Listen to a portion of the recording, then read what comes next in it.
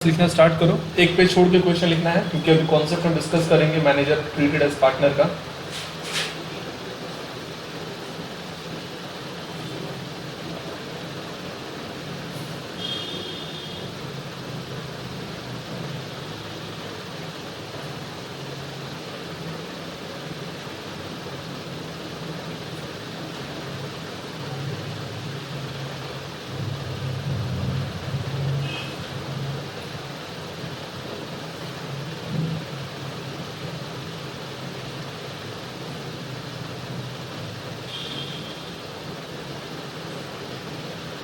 Retro songs का मतलब क्या होता है?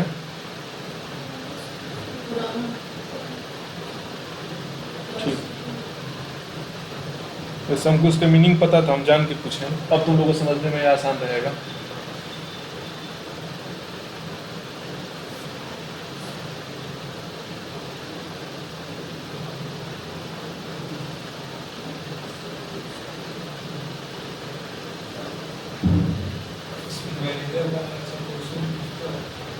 हाल फिलहाल में पिछले 2-3 साल में नहीं पूछा है, तो इसका पूछने का थोड़ा चांस ज़्यादा है। कोविड को देखते हुए मेरे को ऐसा लगता है कि नहीं पूछेंगे। पेपर ऐसा देगा कि सब देगा। हाँ, 19-20 में नहीं है, 2-3 साल से नहीं है।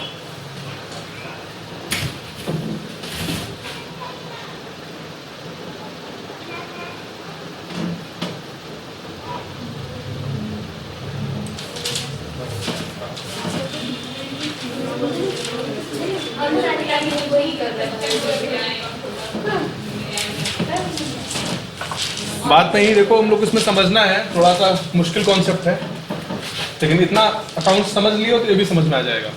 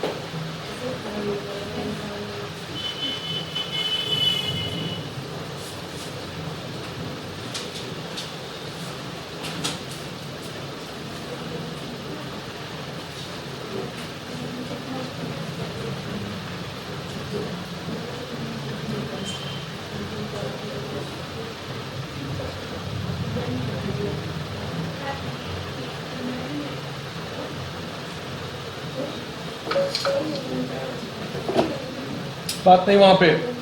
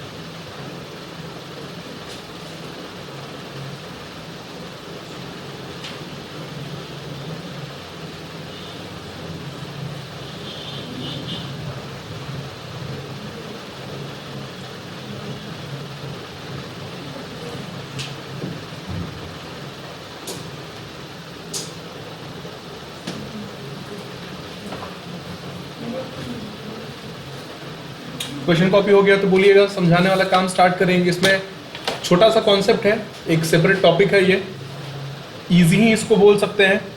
अकाउंट्स का इतना टफ एडजस्टमेंट आप लोग कर लिए, उसके बाद ये आपको बहुत इजी लगेगा, बशर्ते आप लोग उसको बहुत अच्छे से समझ लें।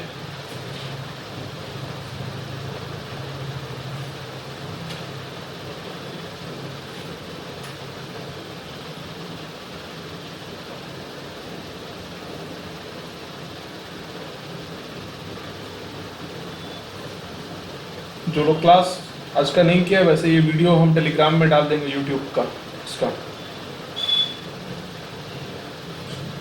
आज के क्लास का जो वीडियो है वो यूट्यूब पे चला जाएगा।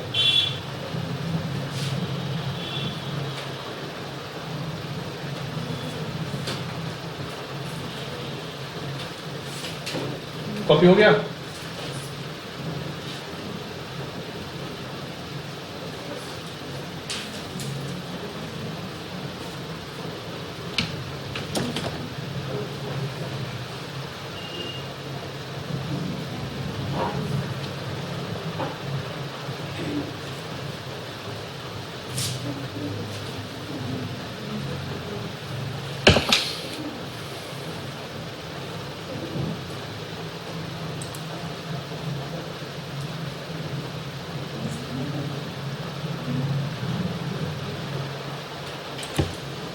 ठीक है, तो इस कॉन्सेप्ट को हम समझाना स्टार्ट कर रहे हैं जिसका नाम है मैनेजर ट्रीटेड एज पार्टनर। नाम पढ़ के तो आपको इतना समझ में आ ही रहा होगा कि जो हमारा कल तक क्या था, जो आदमी बिजनेस में कल तक क्या था, मैनेजर, वो अब क्या बन गया, मेरा पार्टनर। कल तक वो क्या था, स्टाफ। कल तक वो क्या लेता था, सैलरी। कल तक उसका प्रॉफिट में कोई हिस्सा नहीं रहता था। अब वो क्या बन गया, पार्टनर। मतलब उसके पास क्या आ गया, बुक्स ऑफ अकाउंट्स को देखने का पावर आ गया। Manager partner has power to inspect books of accounts, partner has power in decision making of firm. और भी पार्टनर का बताओ। पार्टनर सैलरी नहीं लेता है, पार्टनर क्या लेता है, प्रॉफिट। सैलरी हो सकता है कि डीड प्रोवाइड करेगा तो वो ले सकता है, बट कल तक मोटा मोटी यहाँ पे ये कहना है, कल तक जो मैनेजर था, कल तक जो स्टाफ था, वो क्या बन जाएगा, पार्टनर। इसका तो मीनिंग क्लियर है। देखो, इसका जो अकाउंटिंग ट्रीटमेंट है वो दो तरीके से है। इसका अकाउंटिंग कितना तरीके से है, दो तरीके से। थोड़ा देर पहले हम पूछे थे आपसे रेट्रो सॉन्ग का मतलब क्या होता है, पुराना। तो मैनेजर ट्रीटेड एज पार्टनर दो तरीके से हो सकता है। सबसे पहला हो सकता है रेट्रोस्पेक्टिवली। पहला क्या होगा बोलिए, रेट्रोस्पेक्टिवली। दूसरा होगा प्रोस्पेक्टिवली। पहला क्या होगा, रेट्रोस्पेक्टिवली। दूसरा क्या होगा, प्रोस्पेक्टिवली। बात समझ में आ रहा है? इसका अकाउंटिंग ट्रीटमेंट कितने तरीका से है बताइए। रेट्रोस्पेक्टिवली, दूसरा क्या चीज है, प्रोस्पेक्टिवली। प्रोस्पेक्टिवली का मतलब क्या होता है और रेट्रोस्पेक्टिवली का मतलब क्या होता है? रेट्रोस्पेक्टिवली का मतलब होता है from the beginning. From the beginning, शुरू से। बात समझ में आ रहा है? या दिए गए वक्त से। अभी उतना क्लियर नहीं होगा, एग्जांपल देंगे एकदम आपके सामने क्रिस्टल क्लियर हो जाएगा। प्रोस्पेक्टिवली का मतलब होता है फ्रॉम नाउ। इतना तो समझ में आ रहा है। रेट्रोस्पेक्टिवली का मतलब क्या समझे, प्रेजेंट से या पास्ट से? रेट्रोस्पेक्टिवली का मतलब क्या होगा, पास्ट से। प्रोस्पेक्टिवली का मतलब क्या होगा, प्रेजेंट से। इसमें तो कंफ्यूजन नहीं होगा। आमतौर पे ये एग्जाम में पूछता नहीं है, अगर ये पूछेगा अभी तो ये बिल्कुल एडमिशन की तरह होगा। नया पार्टनर एडमिट हो रहा है, ये बिल्कुल उसी की तरह होगा। आपसे क्या पूछता है, रेट्रोस्पेक्टिवली मतलब पास्ट से पूछेगा। यहाँ पे लिखते हैं, मान लो अभी 1 अप्रैल 2021 चल रहा है। 1 अप्रैल 2021 चल रहा है। बिजनेस में एक तो मैनेजर है, वो बिजनेस में खून पसीना लगाता है, उसके चलते हमारा बिजनेस बहुत अच्छा चल रहा है।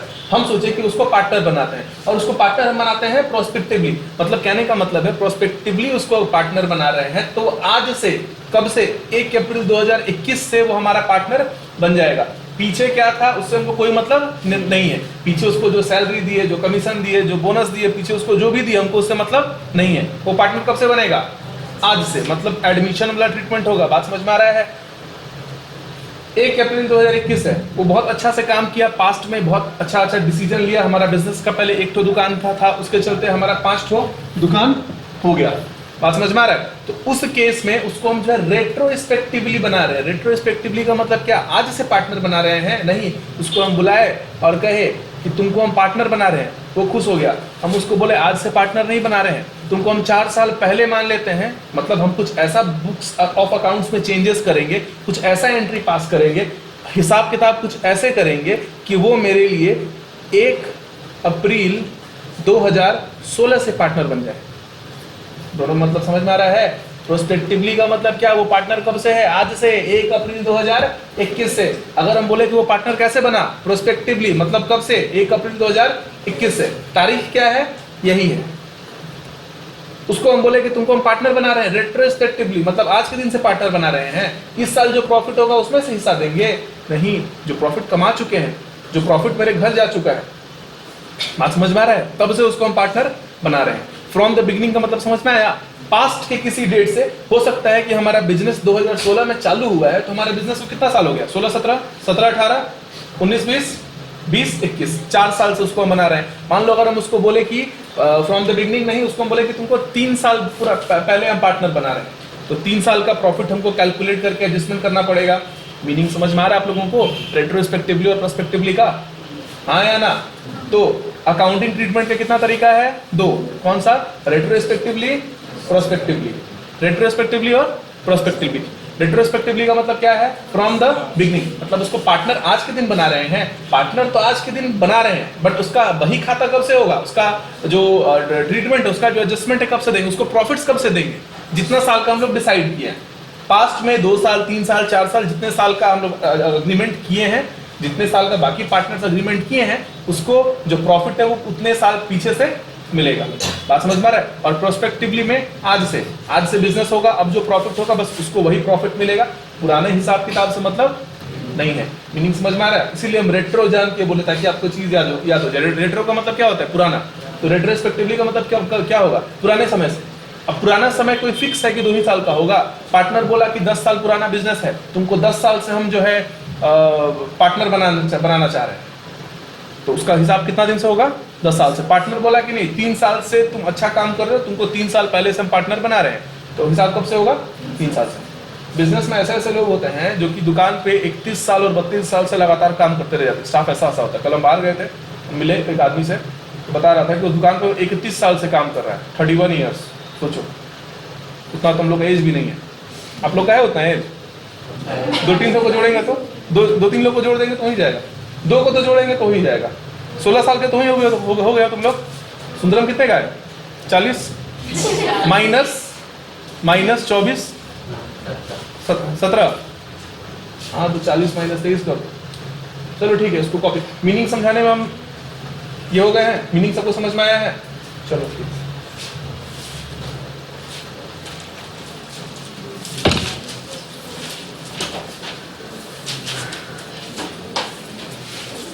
एक पेज जो छोड़वाए थे उसमें लिखना मीनिंग है उसका। रेट्रोस्पेक्टिवली प्रोस्पेक्टिवली दोनों का मीनिंग समझ में आया है? आप लोग को ज्यादा अगर परेशान करना रहेगा, ये टफ होता है और पिछले कुछ साल से पूछा नहीं है, तो पूछने का चांस है। बट मेरे को पर्सनली ऐसा नहीं लग रहा है कि इस साल ये पूछेगा।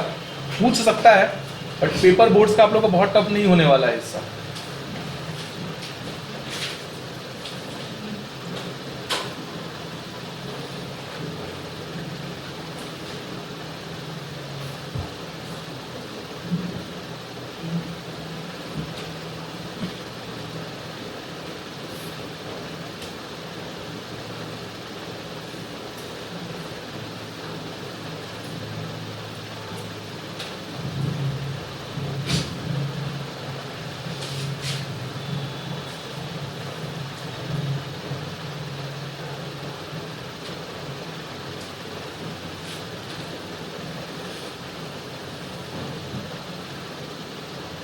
कॉपी हो गया?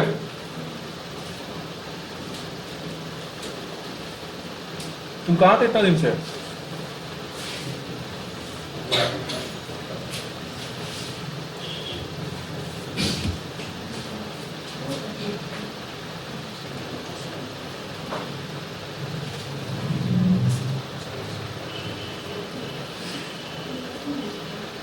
ये हो गया आप लोगों का? आगे बनाए, क्वेश्चन बनाए हम लोग, क्वेश्चन पढ़े।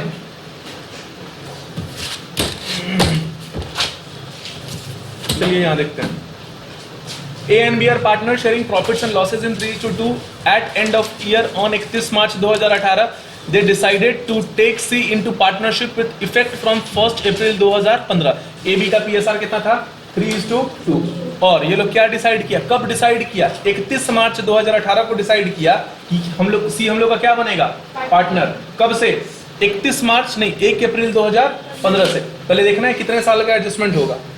आंसर में देख लिखा जाए पहले 1 अप्रैल 2015 से 31 मार्च डिसाइड कब किया, 2018। तो डेप्रिसिएशन चैप्टर में याद हम लोग साल निकालते थे, तो साल देखो कितना साल है, 1 अप्रैल 15 से 31 मार्च 16, 1 अप्रैल 16 से 31 मार्च 17, 1 अप्रैल 17 से 31 मार्च 18।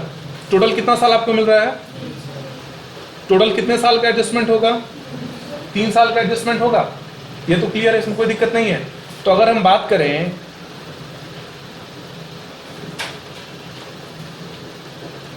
फर्स्ट ईयर, ये सेकेंड ईयर और ये थर्ड ईयर, किसी को यहाँ पे 6 साल तो नहीं दिख रहा है ना? ऐसा 2 + 1 + 3 ऐसा तो किसी के दिमाग में नहीं आ रहा है ना? पक्का से कोई दिक्कत नहीं, इसमें यहाँ 6 तो नहीं होगा। ज्यादा पढ़ने के बाद बच्चा बोलेगा अरे कैसे ऐड किए हैं, 6 होगा, गलत पढ़ा रहे तो नहीं पढ़ाएंगे। फर्स्ट ईयर में 1 अप्रैल 15 से 31 मार्च 16, सीज रेम्यूनरेशन। यहाँ चलिए ध्यान दीजिए क्वेश्चन पे। C was getting annual salary of 45,000। C को हर साल कितना मिल रहा था? 45,000। He had also advanced 3 lakh to firm by way of loan on which he was getting interest at the rate 10% per annum। अच्छा, सी को salary कितना मिल रहा था? यहाँ पे थोड़ा पॉइंट है, इंपॉर्टेंट है, आपको समझ में आएगा क्योंकि आप बहुत क्वेश्चन बना चुके हैं। सी को सैलरी कितना मिल रहा था? 45,000 और इंटरेस्ट ऑन लोन कितना मिल रहा था? 30,000। कहने का मतलब है हर साल सी को कितना मिल रहा था? 75,000 मिल रहा था। सी को एज ए मैनेजर कितना रेम्यूनरेशन मिल रहा था? 75,000। तो सीज रेम्यूनरेशन में अगर हम ऐसे लिख दें सैलरी प्लस इंटरेस्ट कितना था? 45,000 प्लस 30,000 कितना हो रहा है? 75,000। ये क्लियर है आप लोगों को? इस साल का प्रॉफिट कितना है? 31 मार्च 2016 का प्रॉफिट कितना है? 4 लाख। अच्छा, ये जो प्रॉफिट है यहाँ पूरा पढ़ते हैं तब। During 3 financial years firms profit after adjusting salary and interest and loan and capital were इतना। मतलब ये जो प्रॉफिट है 40,000, इसमें से सी का हिसाब किताब हो गया है, पार्टनर का भी हिसाब किताब हो गया है। पढ़ो यहाँ पे, during financial years firm profit, ये फर्म का प्रॉफिट है after adjusting salary to C interest on loan and interest on capital. अच्छा, सी को इंटरेस्ट ऑन कैपिटल मिलेगा क्या? जब पार्टनर था तो वो इंटरेस्ट ऑन कैपिटल मिलेगा उसको नहीं ना? तो यहाँ इंटरेस्ट ऑन कैपिटल बोला है, मतलब ये क्या इंडिकेट करना चाह रहा है कि पार्टनर का भी हिसाब किताब हो गया है। ये जो है 40, ये जो 4 लाख है, ये क्या चीज है? डिस्ट्रीब्यूटेबल प्रॉफिट्स है। आप समझ में आ रहा है कि नहीं आ रहा है? एक बात बताओ, 40,000 ये जो हम लोग का 40,000 4 लाख, ये जो 4 लाख हम लोग का प्रॉफिट आया होगा, ये तो सी का हिसाब किताब करने के बाद आया होगा। तुम ऐसे समझो कि तुम लोग को हम 100 रुपया दे दिए, ठीक है, घर में भी 100 रुपये दे दिए, मेरे पास 300 रुपया बचा। बात समझ में आ रहा है? तो 300 कब बचा है? तुम लोग को 100 रुपया, घर में 100 रुपया देने के बाद तो मेरे को 300 रुपया बचा है। तो हम अगर वापस से तुम्हारा प्रॉफिट लेकर अपने में जोड़ेंगे तो मेरा कितना हो जाएगा? 400 होगा ना? घर से थोड़ी ना ले रहे हैं। 100 रुपया तुम्हारा हिस्सा, 100 रुपया घर का हिस्सा। घर का हिस्सा नहीं लेंगे, घर तो पहले से ही घर है, तुमको अपने घर में शामिल करना है ना। तो क्या करेंगे, आपको जो 100 रुपये दिए वापस से हम ले लेंगे, तो मेरा कितना हो जाएगा? 400 हो जाएगा। तो यहाँ पे देखो, तो हम लिख रहे हैं यहाँ पर, अगर फर्म्स प्रॉफिट्स बिफोर, यहाँ ध्यान दीजिए, बिफोर सीज एडजस्टमेंट, फर्म का प्रॉफिट जो है सी के एडजस्टमेंट के पहले कितना हो जाएगा? 4 लाख प्लस 75,000 कितना हो जाएगा बताओ?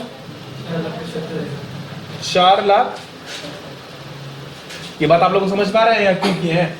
सी को जो हम लोग रेम्यूनरेशन दिए उसको जोड़ के हम लोग क्या कर लिए, अपने पास प्रॉफिट जो है एक जगह कर लिए। अब हम लोग को क्या करना होगा कि सी को इंटरेस्ट ऑन कैपिटल देना होगा। बात नहीं, सी हम लोग का क्या हो गया है? पार्टनर हो गया है। सी पार्टनर हो गया है तो क्या देना पड़ेगा हमको उसको? Interest on capital. तो यहाँ पर क्या करेंगे हम लोग? Less interest on capital to C. इतना कॉपी करो, फिर आगे डिस्कस करेंगे। यहां तक सबको समझ में आया है कि नहीं आया है? 75,000 तक सबको समझ में आया है? इस चीज को दोबारा हम टेकअप कर लेंगे। पहले 75,000 तक लिखो।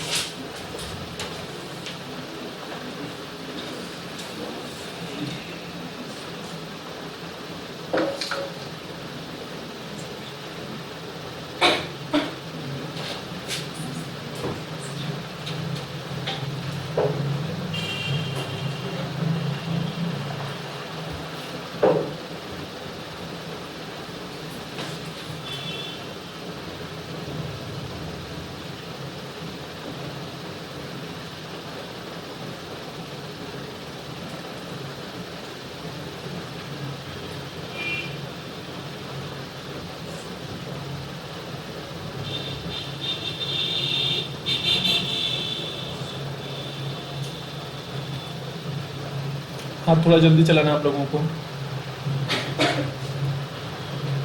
क्वेश्चन जो है इजी है लेकिन लेंदी है, कम से कम 3 पेज लगेगा इसको बनाने में। अगल बगल में रो बना के बनाओगे तब जाके 2.5 पेज लगेगा, 2 पेज लगेगा, लेकिन रो बना के नहीं समझाएंगे क्योंकि थोड़ा कंफ्यूजन जैसा हो जाएगा। ऐसे आप लोग का प्रैक्टिस भी करवा देंगे इसमें।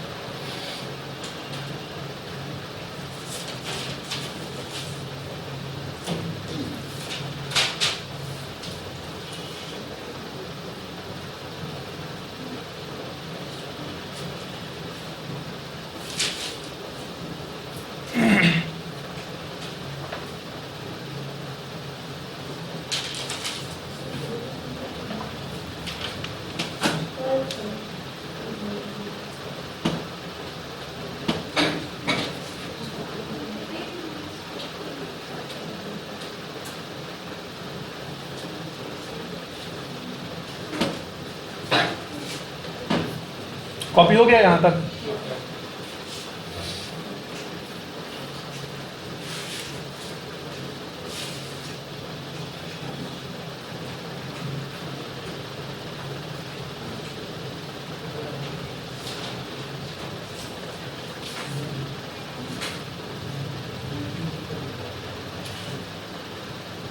समझाना स्टार्ट कर रहे हैं, ठीक है? यहाँ देखो, चलो सबको ध्यान दो। यहाँ पे सी का रेम्यूनरेशन कितना आ रहा था? 75,000। अच्छा, हम सी को जब पार्टनर बना रहे हैं, नौकर मालिक एक होता है नहीं ना? सी को जब हम यहाँ पे मालिक बना रहे हैं, सी को जब हम यहाँ पे पार्टनर बना रहे हैं, सी जब हमारा हेल्पिंग मेंबर या हमारा स्टाफ नहीं है तो क्या करेंगे? सी को जो पैसा दिए वापस से वो ले लेंगे, ठीक है? सी को पैसा देने के बाद कितना बच रहा था? 4 लाख बच रहा था। बहुत लोगों को पैसा दिए, उसमें सी को भी पैसा दिए। सी को पैसा देने के बाद कितना बच रहा था? 4 लाख। सी से जब पैसा वापस ले लेंगे, उसको बोले अब तुम मालिक बनोगे, एज ए स्टाफ तुम जो पैसा लिए उनको वापस दे दो, तो जो पैसा वापस ले लेंगे उससे 75,000 रुपए, तो फर्म का प्रॉफिट कितना हो जाएगा? 4,75,000 हो जाएगा। एज अ स्टाफ जो पैसा दिए थे ले लिए, अब एज अ मालिक उसको पैसा देना हम स्टार्ट करेंगे। एज अ मालिक उसको क्या क्या मिलेगा? नीचे देखो लिखा हुआ है यहाँ पर, new agreement, C is to give an annual salary of 35,000। तो लेस नहीं होगा, ऐड होगा उसको, ये अलग ऐड लेस नहीं। सी को हम क्या करेंगे? सैलरी कितना देंगे? 35,000 रुपए देंगे। फिर सैलरी देंगे उसको 35,000। प्रॉफिट्स में से शेयर कितना देंगे उसको? हम 1/5 देंगे। और उसको उसका जो लोन है उसको क्या मान लेंगे? कैपिटल फ्रॉम द बिगनिंग मान लेंगे। तो लोन उसका कितने का था? 3 लाख था, तो उसका कैपिटल कितना हो जाएगा? 3 लाख हो जाएगा। 3 लाख पे 6% कितना हो जाएगा? 3 6 18, 18,000 रुपये क्या हो जाएगा उसका? बोलिए, 18,000 उसका क्या हो जाएगा? इंटरेस्ट ऑन कैपिटल हो जाएगा। 18,000 रुपया उसका हो जाएगा interest on capital. IOC to C कितना हो गया? 18,000 हो गया। तो उसको अब शेयर ऑफ प्रॉफिट देना है कि नहीं देना है? शेयर ऑफ प्रॉफिट उसको देंगे। शेयर ऑफ प्रॉफिट कैसे निकलेगा उसका? 4,75,000 माइनस 18,000 माइनस 35,000। सी बिजनेस में कितना शेयर के लिए आया है? 1/5 शेयर के लिए आया है। समझ में आ रहा है? ये दोनों माइनस क्यों किए हैं समझाने के लिए आपको हम एक बार दिखा दे रहे हैं। नेट प्रॉफिट होता है, इंटरेस्ट ऑन कैपिटल होगा, सैलरी होगा, फिर यहाँ पे जो बैलेंसिंग फिगर आएगा उसी को तो हम लोग डिस्ट्रीब्यूट करते हैं ना। ए और बी का तो हिसाब हो चुका है, ए और बी तो नहीं है, तो बस अब इसमें से इन दोनों को माइनस करेंगे तभी तो बैलेंसिंग फिगर आएगा। इसी का तो 1/5 देंगे। बात समझ में आ रहा है? तो यहाँ पे बस वही चीज़ है, डिस्ट्रीब्यूटेबल प्रॉफिट्स निकाले हैं। तो बताइए शेयर ऑफ प्रॉफिट कितना आ रहा है? कितना लिखो हम शेयर ऑफ प्रॉफिट्स निकालते हैं आप लोगों का?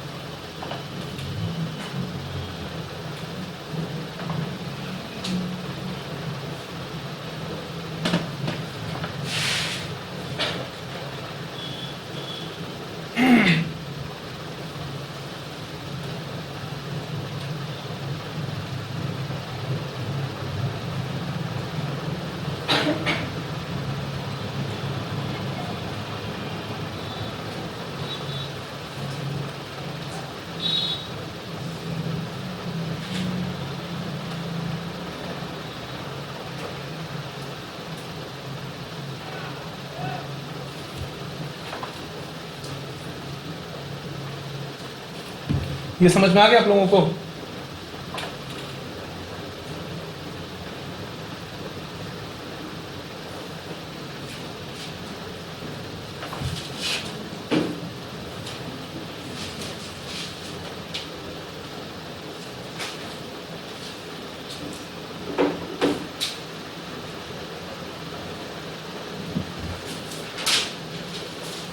तो यहाँ पे थोड़ा एक बार देख लो तो, सी जब यहाँ पे स्टाफ था तब वो कितना लेके जाता?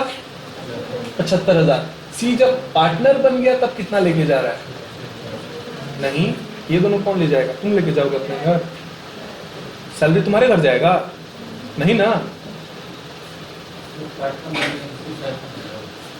क्वेश्चन पढ़ो, लेट से आए हो, बीच में से इंटरप्ट मत करो। इतना क्लियर है आप लोगों को? दूसरे साल का देखिए क्या है। दूसरे साल में यहाँ पे देखो, दूसरे साल वाला आप खुद बनाइएगा। दूसरे साल में प्रॉफिट है कि लॉस है? लॉस है। दूसरे साल में क्या चीज है? लॉस है। लॉस है तो क्या इंटरेस्ट ऑन कैपिटल मिलेगा? सैलरी मिलेगा? नहीं मिलेगा। क्लियर है आपको? तो सीधा क्या होगा, जो शेयर ऑफ प्रॉफिट यहाँ क्या हो जाएगा? शेयर ऑफ लॉस हो जाएगा। समझ में आ रहा है? तुमको समझ में आ रहा है?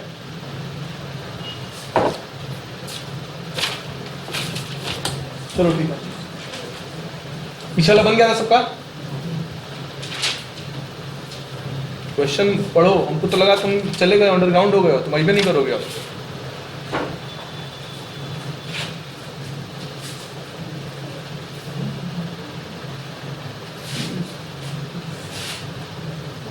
अगर हम यहाँ पे सी का रेम्यूनरेशन 75,000 लिखें तो आपको कोई ऑब्जेक्शन है? आपको इसमें कोई ऑब्जेक्शन नहीं होगा। और यहाँ पे फिर लिखना पड़ेगा हमको firm's profit before C's adjustment, ये भी लिखना पड़ेगा। फर्म्स प्रॉफिट्स बिफोर सीज, अरे लॉस है, कितना लॉस है?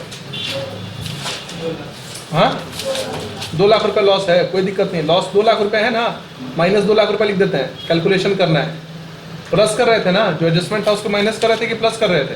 प्लस। कितना प्लस होगा? 75,000। कितना हो जाएगा? लॉस घटेगा कि नहीं घटेगा? 1,25,000 रुपये घट के लॉस हुआ कि नहीं हुआ? C's share in losses 1,25,000 by 5 या इंटू 1/5 कर दो, कितना हो जाएगा? 5 25 25,000 रुपया होगा सी का लॉस। समझ में आ गया?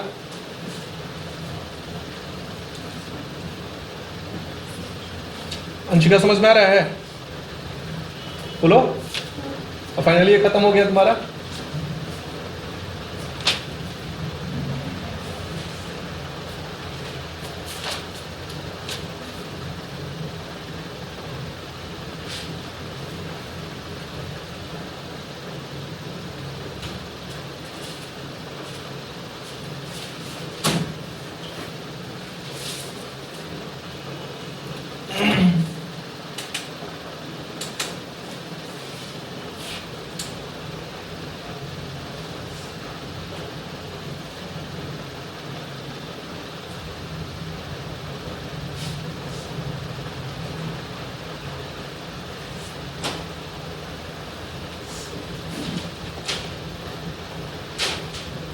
सी वाला आप लोग खुद से ट्राई करो, फिर हम बनाते हैं।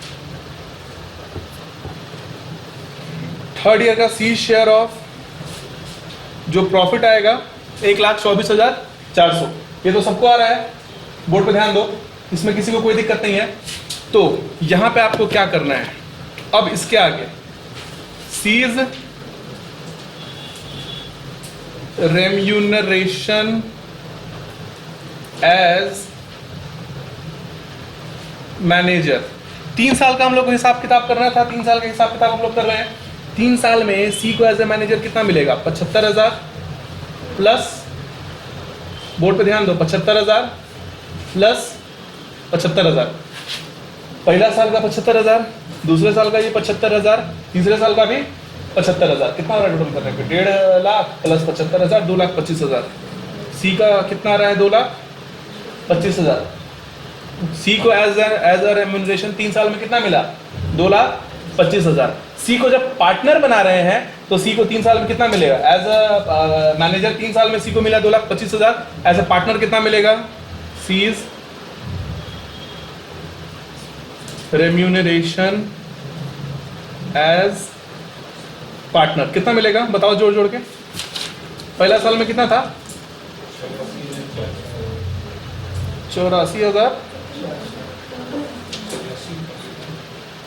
84,400 नहीं होगा, वो भी ऐड होगा हमको लग रहा है। कितना हो रहा है टोटल जोड़ने पे? हाँ कितना? 1,37,400 माइनस कितना? 25,000। और फिर तीसरे में प्लस करोगे तो क्या होगा? 1,77,400 कितना आ रहा है?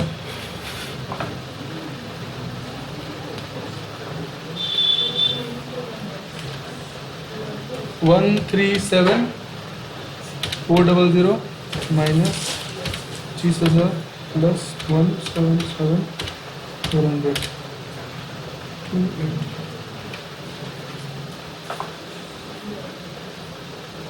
वो तो गया हम लोग नियर अबाउट। यहाँ देखो, अब समझो क्या है, सब कोई बोर्ड पे देखो।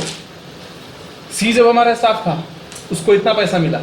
सी जब मालिक होता तो 3 साल में सी को कितना पैसा मिलता? कितना पैसा मिलता? बात समझ में आ रहा है? मतलब सी को कितना, एज अ पार्टनर सी को कितना पैसा मिलना चाहिए? कितना पैसा मिलना चाहिए? अच्छा, सी को इतना में से इतना मिल चुका है। हमारे बात से आप अग्री कर रहे हैं कि नहीं कर रहे हैं? सी को इतना पैसा मिलना चाहिए ना पार्टनर के तौर पे। सी को ऑलरेडी हम कितना दे चुके हैं? 2,25,000 दे चुके हैं। सी को और कितना देना है? माइनस कर दोगे कितना आ रहा है बताओ? 2,89,800 2,89,800 माइनस 2,25,000 कितना हो रहा है? 800 पीछे में, फिर 2,89,000 कितना रहा है? 64,000। सी को इतना और पेमेंट हमको करना है। बात समझ में आ रहा है? यही है हम लोग का खत्म क्वेश्चन। अब आपको बस इतना चीज याद रखना है कि ये जो पैसा सी को देना है ये कौन देगा? ए और बी मिल के देगा। किस रेशियो में देगा? जो उनका पीएसआर में है। किस रेशियो में देगा? पीएसआर में, या अगर कोई डेफिशिएंसी रेशियो दे दिया है तो उस रेशियो में। आपको बात समझ में आ रहा है? किस रेशियो में बटेगा? 3:2 में। समझ में आ रहा है आप लोगों को? ये किस रेशियो में बटेगा? 3:2 में। ये हो गया सारा का सारा वर्किंग नोट। क्वेश्चन में वर्किंग नोट बना के तो आपसे मांगेगा नहीं। आपसे क्या मांगेगा? Journal entry. जर्नल एंट्री कैसे बनेगा? यहाँ पे ध्यान दो। सबसे पहला जर्नल एंट्री क्या होगा? आप उसके लोन को कैपिटल माने हैं, लोन को कैपिटल मानने का एंट्री क्या होगा? C's loan account debit. Loan को खत्म कर देंगे और नया उसको क्या करेंगे? कैपिटल में कन्वर्ट करेंगे। लोन डेबिट क्यों हो रहा है? Because loan is a liability and reduction in liability, और liability decreases then it is debited. Similarly capital क्या चीज है आपका? कैपिटल भी लायबिलिटी है। तो कैपिटल लायबिलिटी है और लायबिलिटी बढ़ता है तो क्या होता है? क्रेडिट होता है। To C's loan account. कितना लोन कितना था? 3 लाख और 3 लाख। ये तो क्लियर? अरे मिस्टेक हो गया, हमसे मिस्टेक हो गया, slip of tongue. Capital account clear है? पहला एंट्री आप लोग का क्लियर है? नरेशन लिख दोगे, being loan transfer to capital account. इसका एंट्री क्या होगा? आप लोग गलती मत बोलिएगा, हमको बहुत खराब लगेगा। इसको डिस्ट्रीब्यूट करने का एंट्री। हाँ क्या बोली? हाँ, A is capital debit, B is capital debit to C is capital. Logic तो पता है, क्यों साल भर से हम लोग यही तो पढ़े हैं। ए और बी का प्रॉफिट हम लोग कम, मतलब ए और बी अपने पास से देगा तो उसका कैपिटल क्या होगा? कम होगा। कैपिटल कम होगा तो क्या होगा? डेबिट होगा। सी को प्रॉफिट मिल रहा है ना, तो सी का कैपिटल क्या हो जाएगा? इंक्रीज करेगा। यहाँ क्या होगा? एज फिर बीज टू सीज। इसको आप रेशियो में डिस्ट्रीब्यूट कर लेंगे। Manager treated as partner clear हो गया है। क्वेश्चन बन जाएगा आप लोग से, बनाइएगा। चलिए यहाँ से इसको कंप्लीट कीजिए। अब इसका अमाउंट निकाल के लिखिए आप लोग, हम नहीं लिखेंगे। फाइनली आप लोग ये टॉपिक समझ में आ गया, बहुत अच्छा चीज़ है।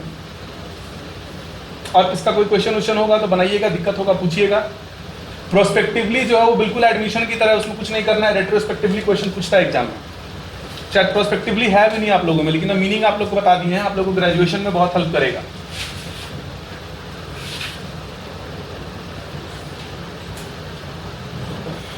इलेवेंथ ट्वेल्थ जो है ग्रेजुएशन का बेस है, इसमें जितना कुछ पढ़ोगे आगे बीकॉम में बहुत हेल्प करेगा आप लोगों को।